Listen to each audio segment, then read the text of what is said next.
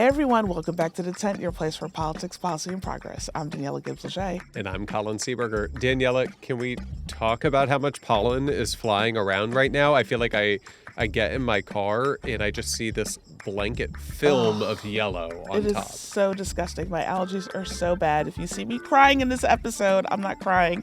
It is just my allergies.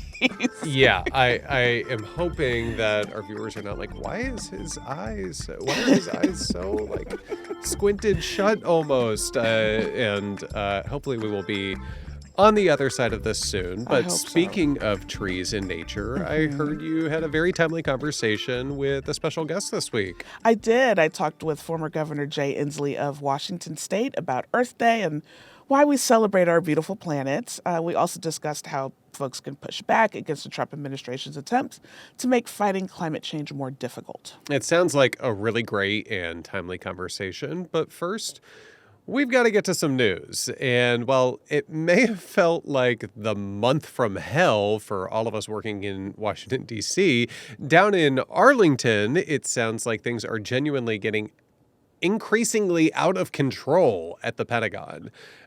Which, is not great for our national security, Daniella. It seems problematic, Colin. For those of you who are lucky enough to not know what we're talking about, it's been a doozy of a week for the Defense Secretary Pete Hegseth.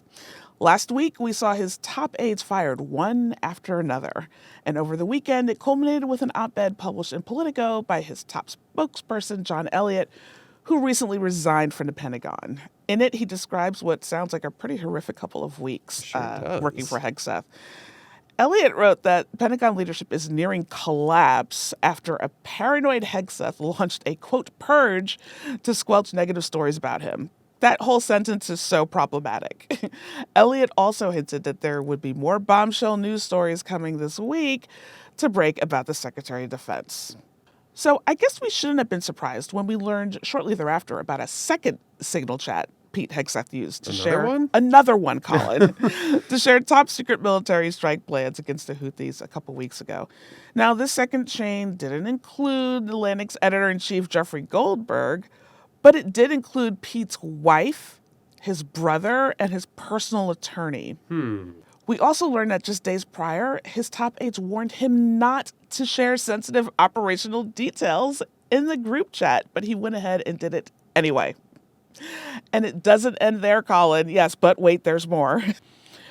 We also found out from the Wall Street Journal that Hegseth's wife, a former Fox News producer who does not work for the Defense Department, has been tagging along in meetings where he and his military counterparts discuss sensitive information.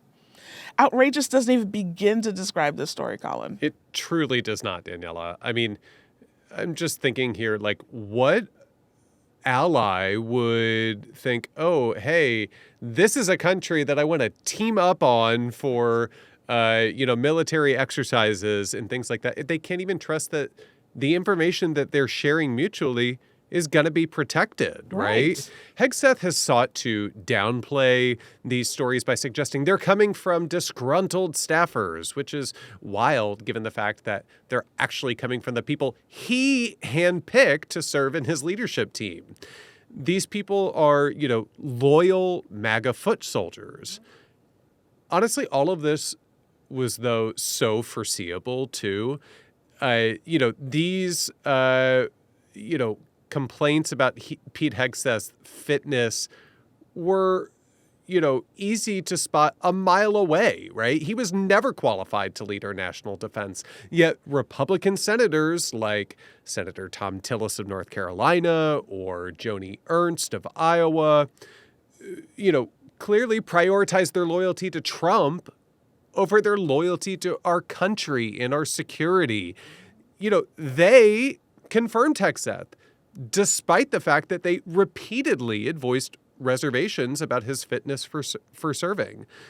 And let's be clear, this scandal goes far beyond Pete Hegseth. Donald Trump's whole national security team is a security nightmare. Yes. From Trump to Hegseth to Tulsi Gabbard, they're playing fast and loose with intelligence and putting our troops in harm's way.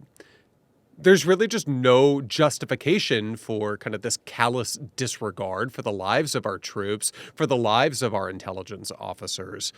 Hegseth, Waltz, Gabbard, and any official included in these signal chats, they need to be held accountable.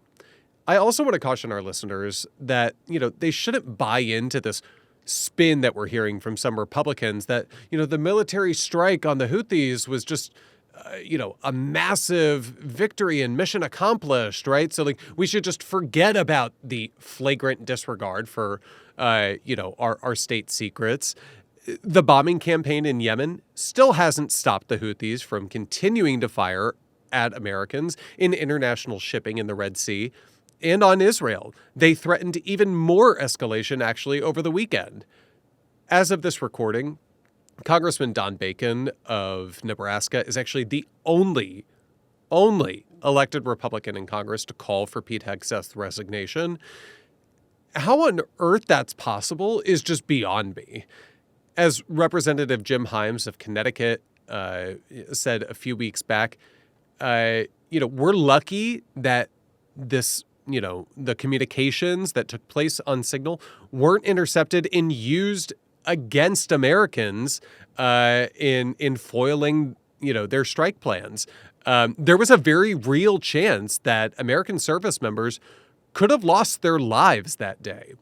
And still, somehow, Republicans in Congress are doing nothing to rein in a seemingly out-of-control Secretary of Defense. And honestly, Daniela, shame on them. I couldn't agree more, Colin. Now, I wish we had something better to turn to, but I know there's even more bunker stuff coming from MAGA Republicans that we need to fact-check. So Congress will be back in session next week, and the House is going to begin markups for their awful reconciliation package that would gut the services that Americans rely on. Also, they can give a $1 trillion, what's with a T, dollar tax giveaway to their wealthiest donors. Now, Republicans have voted to set in motion the largest cuts to Medicaid and SNAP in our history. Our colleagues at the Center for American Progress, they crunched the numbers and found that the two ways Republicans have proposed achieving these cuts would both be devastating. So if they try to impose certain work requirements to access Medicaid services, 15,400 Americans could die. Die. Yes. Yeah. Full stop.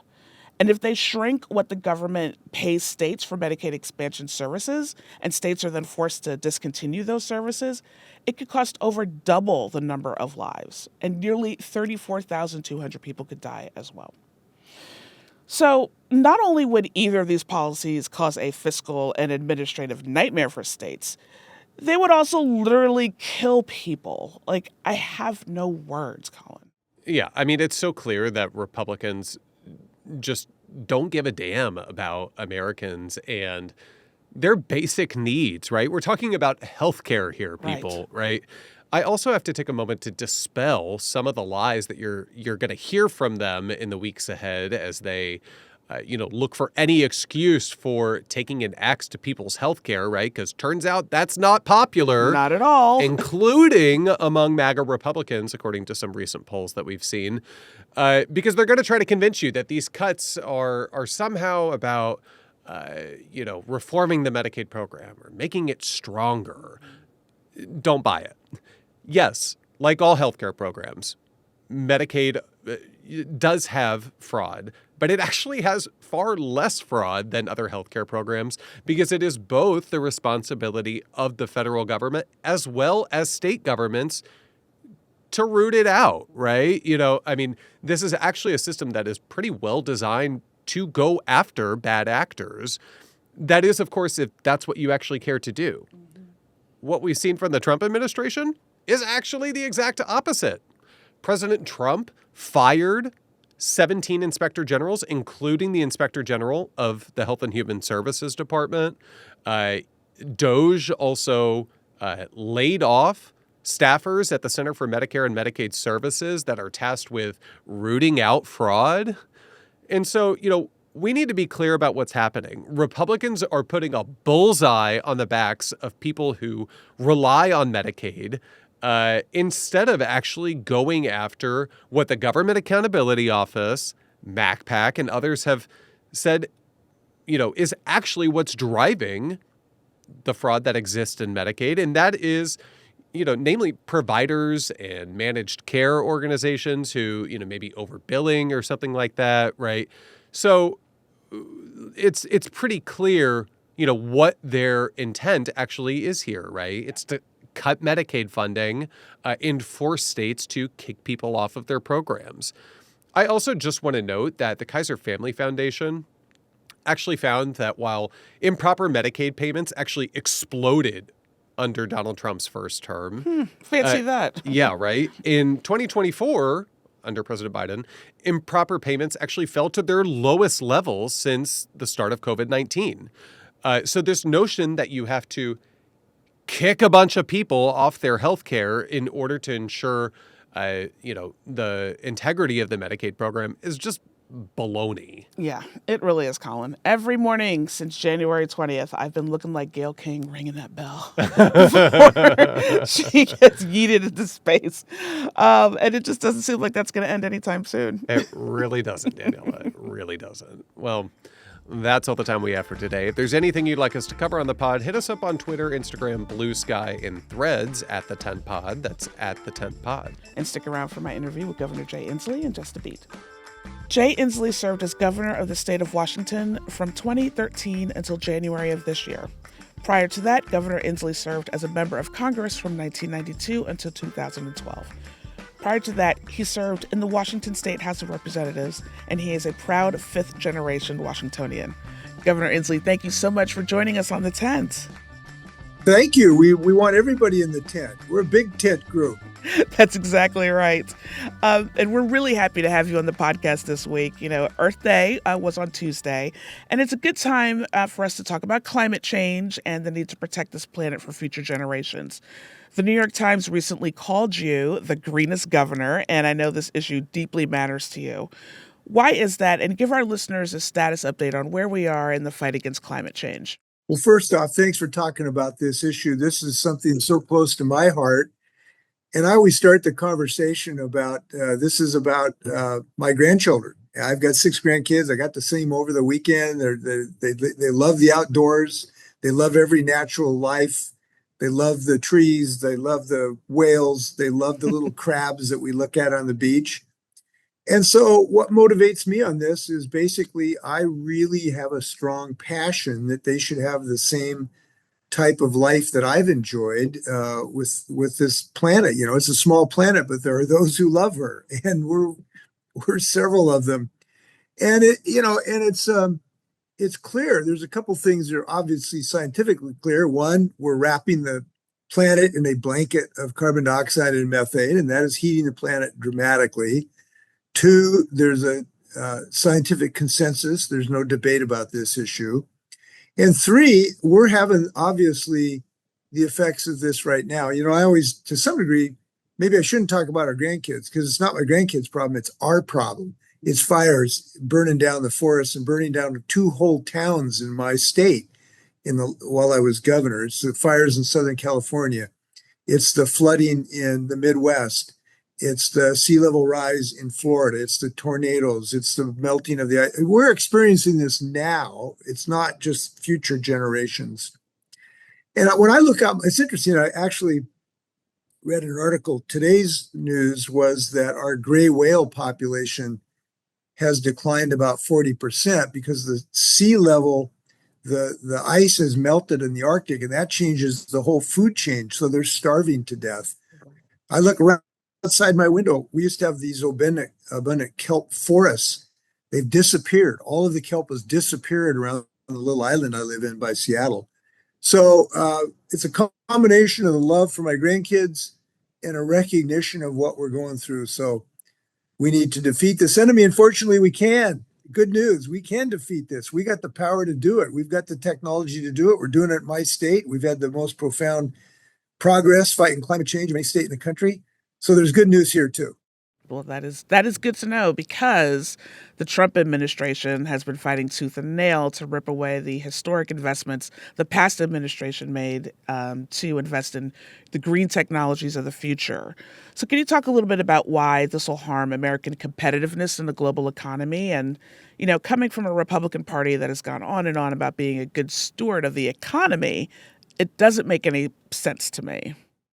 Right. I'll get to the Republican Party in a moment, but let me just share just some good news with you for a second. Because in these days where this week, on Earth Day week, we've heard that the Trump administration intends to do even more damage, I want to start just on a positive note in this discussion, which is that our states can and are moving forward to some degree undaunted by Donald Trump's opposition to anything that's green and growing. And that is because our states can move forward and cannot be stopped in much of the work we can do. I'll give you an example. So we've passed a clean cap and invest bill in our state, which he can't stop. And our voters affirmed it by 62 to 38 last year. It creates billions of dollars of money to help people get heat pumps and electric charging stations. We have a low carbon fuel standard. We have building efficiency standards. He cannot stop us. I want to start on the good news, which is our states can continue to lead the effort. Now, I say this because we cannot be passive. If you get into despair, you become passive. We got to be active. So the good news, our states can move. The second good news is our economic growth is just spectacular in the clean energy economy. We have 4 or 5 times more people in clean energy working in coal. We have in my state 6 companies that are world leading in battery technology and fusion energy and green fertilizer. Huge economic growth going on right now. So there's 2 pieces of good news. The bad news, as you've indicated, is that what a party of Teddy Roosevelt is now the party of Donald Trump. And I've never understood it. He must have been scared by a wind turbine when he was 5 years old. So he goes around saying they cause cancer right now. We know they cause jobs. So we are growing them. He's trying to retard their growth. And it's interesting because, he says he wants to bring manufacturing jobs back to the United States. Well, why the heck is he trying to kill all these manufacturing jobs in the wind turbine industry, in the solar industry, in the advanced battery industry, in the green hydrogen industry? Why is he trying to kill all these jobs, which he's trying to do by zeroing out with this rapacious and I believe illegal grab right now billions of dollars that otherwise are going to these manufacturing jobs? It's just nuts. So we're fighting him. The courts are standing with us by and large. We beat him about 70% of the time to continue this transition to a clean economy and building these great paying jobs. So you touched on this a little bit, but I want to dig a little more deeply into the role of states in pushing back against this administration. We've seen state attorneys general challenging a number of actions from this White House, like its attempt to rewrite birthright citizenship out of the Constitution by executive order, or filing lawsuits challenging Trump's tariffs. Do you think that the states have been effective checks thus far? And do you think we'll continue to see these type of actions across the next few years? Well, we have been effective in part because we have a great Attorney General, Nick Brown, used to be my counsel, who's sued Trump, I don't know, maybe 24 times by now. And he's already won quite a number of injunctions and temporary restraining orders, including birthright citizenship and the like. We will continue to win, I believe, even with this handpicked, Trump handpicked the Supreme Court, but I believe the Supreme Court is likely to continue to rule against him, as they already have to some degree, because these things are patently illegal. The Congress passed a law. It's the law, essentially, that we continue to build these clean energy jobs.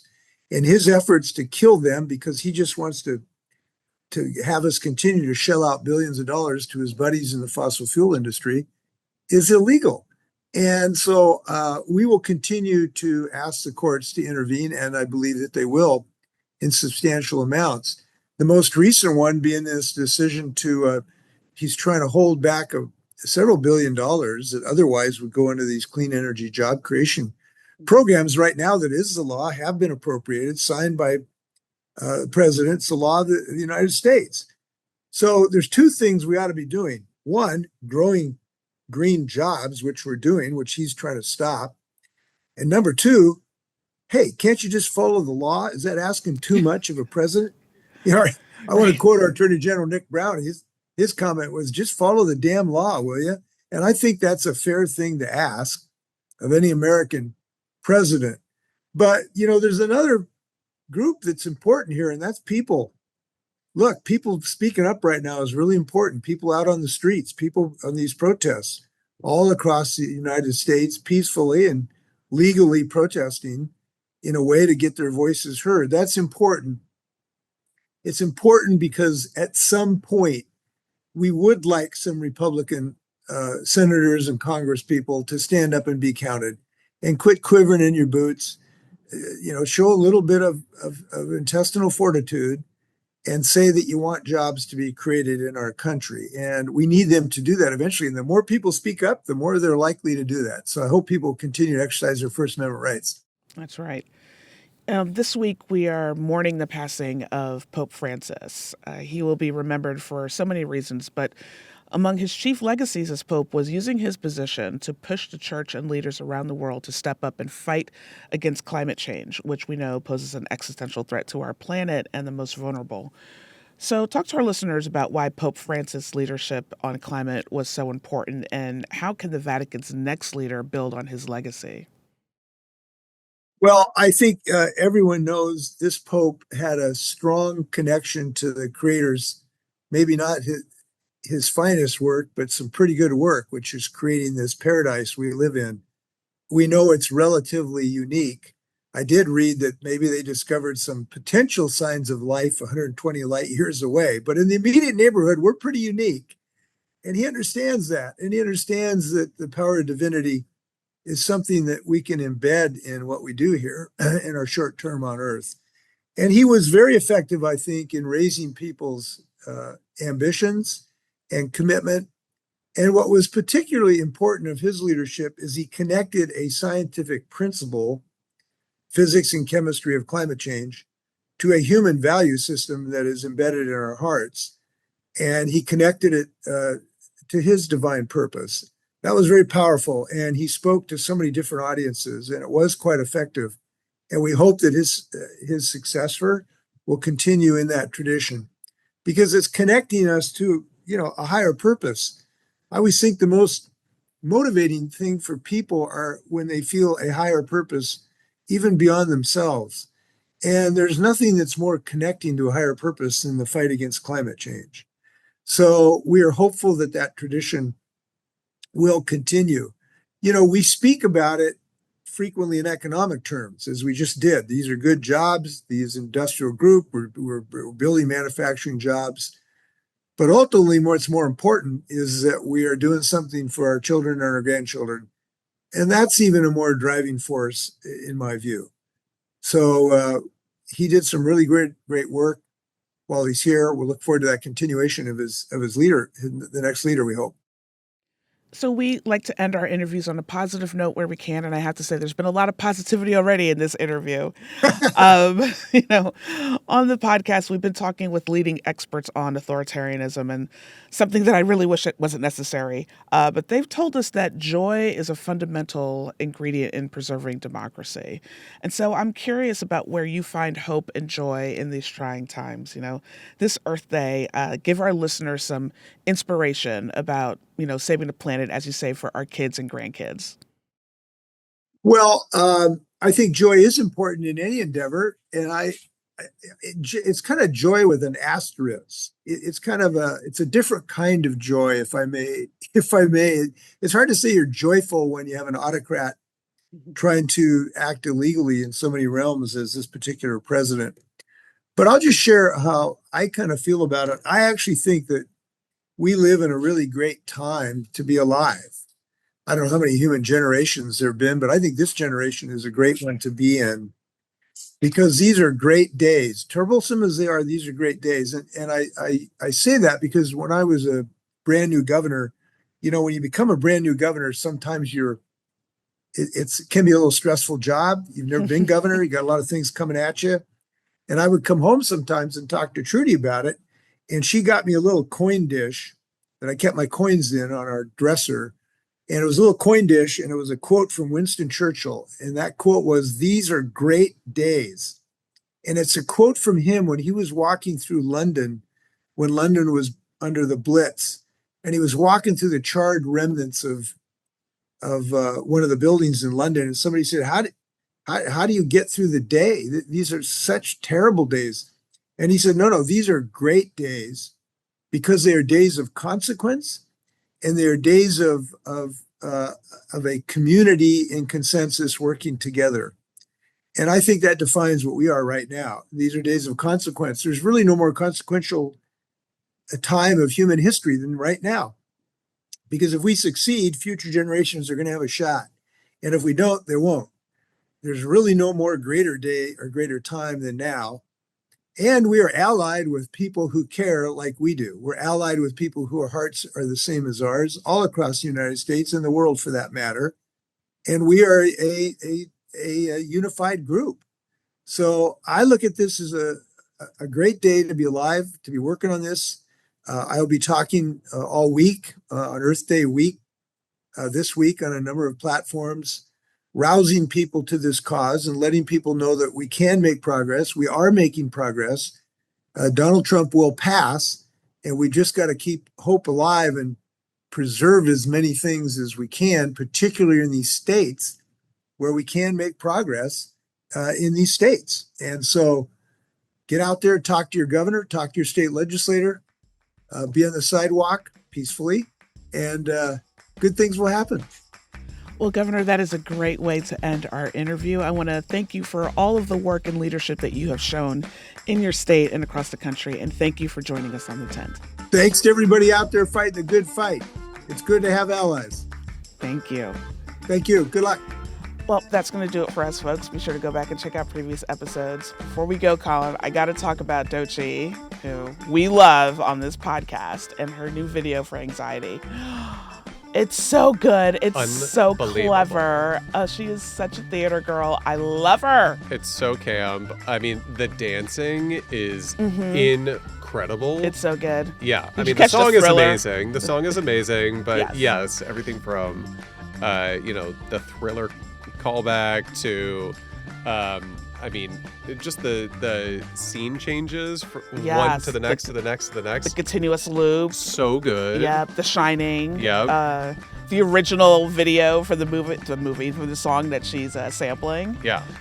Just so clever. She is, I think, also what's really drawn me to Doechii is that, like, she's such a breath of fresh air, right? I feel like we get kind of the same old thing, like kind of recycled from, artists one year to the next. But, like, she really is just bringing it in a way I have not seen in quite some time. And she's just a ton of fun to listen to and watch. She is. And she sings, she raps, like, she does it all. And it's beautiful. And she is gorgeous. And her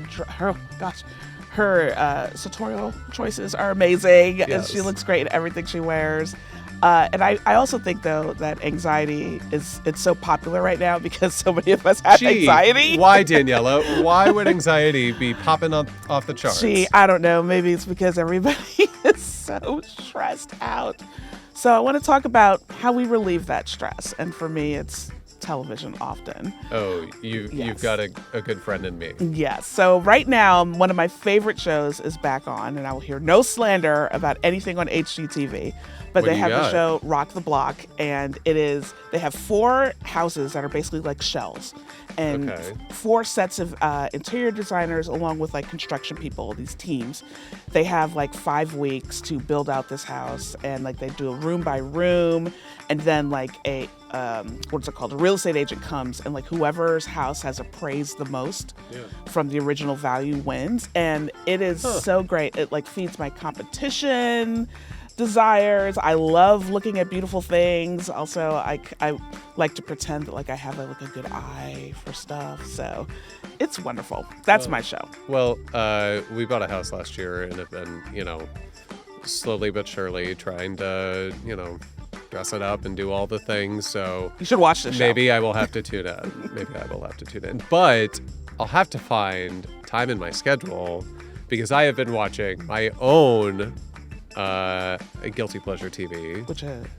So I'm actually kind of embarrassed by this one because I'm having to wait until, the return of season 2 of The Secret Lives of Mormon Wives, which is good junk food if you need it. Yes. But recently I started watching, this is so trashy, on Netflix, there is a show called $1 Million Secret. Mm-hmm. And I love The Traitors. I don't know if you watch The Traitors, but no, I know I need to. You do. But it feels like a mix of The Traitors meets, I don't know, kind of like a Survivor sort of situation where the money basically passes around like, day to day or week to week. I don't know how they actually are, what kind of timeline they're actually filming this on, but there's different competitions to try to get clues as to who actually has the money and can they get it. Can they kick the millionaire out, or if they don't kick the millionaire, does the millionaire keep the money, or do they hand it off to somebody else to try to like relieve themselves from any sort of scrutiny, right? And so you want to be the last one standing at the end with who has the $1 million.